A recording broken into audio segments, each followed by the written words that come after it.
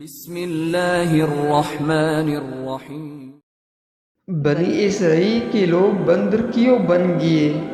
بنی اسرائیل کی وہ قوم جو بندر بن گئی، یہ واقعہ حضرت داؤد علیہ السلام کے عہد میں پیش آیا، جب ایک قبیلے نے قوم بنی اسرائیل سے علیحدہ ہو کر دریا کے کنارے اپنے رہنے کے لیے مکان بنا لیے اور وہ وہاں آباد ہو گئے۔ ان لوگوں نے اکثر کام احکام تورات کے خلاف شروع کر دیے تھے۔ ان میں ایک یہ بھی تھا کہ وہ ہفتے کے دن مچھلی کا شکار نہ کیا کرے اور نہ ہی دنیا کی کوئی خرید و فروخت کرے۔ ان لوگوں نے کوئی پرواہ نہ کی اور اپنی من مرضی سے کام لینے لگے۔ جب اس قوم نے اللہ تعالیٰ کی نافرمانی شروع کی تو پھر ان کی آزمائش کے واسطے اللہ تعالیٰ نے دریا کی مچھلیوں کو حکم دیا کہ ہفتے کے دن دریا سے نکل کر ساحل پر آ کر اپنے کھیل کود میں مشغول رہے اور باقی دنوں میں دریا میں جا رہے ہیں۔ بس اللہ تعالیٰ کے حکم سے مچھلیاں ہفتے کے دن دریا سے نکل کر کنارے پر آ کر پھرتی رہتی اور ہفتے کے علاوہ دوسرے دنوں میں دریا کے اندر چلی جاتے۔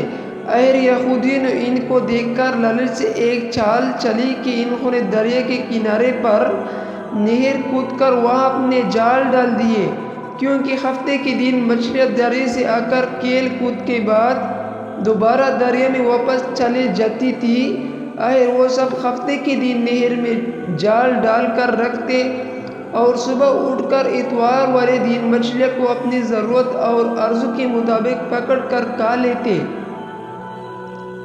اپنی بڑی دشمنی سے کام لے کر اللہ کی چمکا دینا چاہ رہے تھے، لیکن اللہ تو ان کی تدبیر سے خواب آگاہ تھا کہ وہ جیسے کر رہے تھے وہ اپنے لیے عذاب الہی کی دعوت دے رہے تھے۔ ان لوگوں میں تین فرقے بن گئے۔ ایک تو ان میں وہ لوگ تھے جو شکار کرتے تھے، دوسرے لوگ وہ تھے جو باز آ گئے تھے اور دوسرے کو نافرمانی سے برابر منع کرتے رہے تھے، اور تیسرے وہ تھے جو منع کرنے سے تک کیے تھے اور منع کرنا چھوڑ دیا تھا۔ تو اللہ تعالیٰ کا عذاب کا دن آ پہنچا۔ ایک دن صبح کو اٹھے تو دوسرے کی آواز سنی تو دیوار پر چڑھ کر دیکھا کہ ہر گھر میں بندر ہی بندر نظر آ رہے ہیں، اور ان کی کیفیت یہ تھی کہ وہ آدمی کو پہچان کر اپنے قرابت والوں کے پاؤں پر اپنا سر رکھتے اور پاؤں چٹنے لگتے۔